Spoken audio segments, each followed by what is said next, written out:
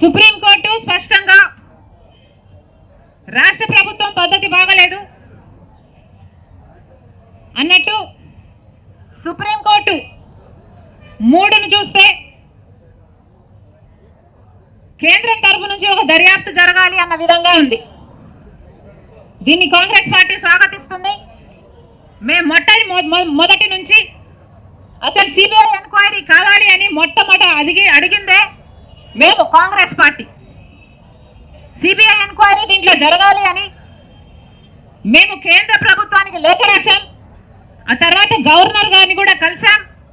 CBI enquiry కావాలి అని ఆయనను కోరాం.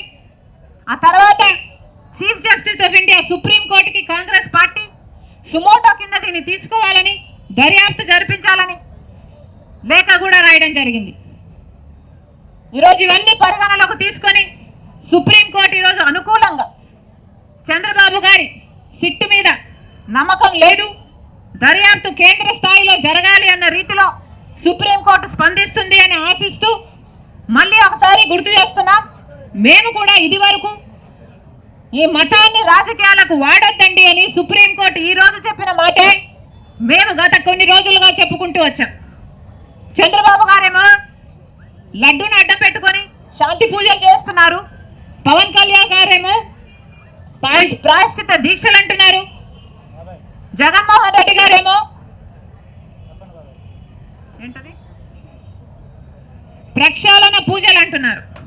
ఇలా ఒక్కొక్కరు వెరైటీగా ఒక్కొక్క పేర్లు పెట్టుకొని మతాన్ని కూడా రాజకీయాన్ని చేయడం కాంగ్రెస్ పార్టీ పూర్తిగా ఖండించింది. అదే విషయాన్ని ఈరోజు మళ్ళీ సుప్రీంకోర్టు కూడా చెప్పింది.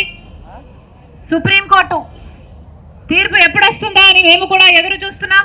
త్వరలోనే కేంద్ర స్థాయిలో దర్యాప్తుకు సుప్రీంకోర్టు ఆదేశిస్తుందని మనస్ఫూర్తిగా ఆశిస్తుంది కాంగ్రెస్ పార్టీ.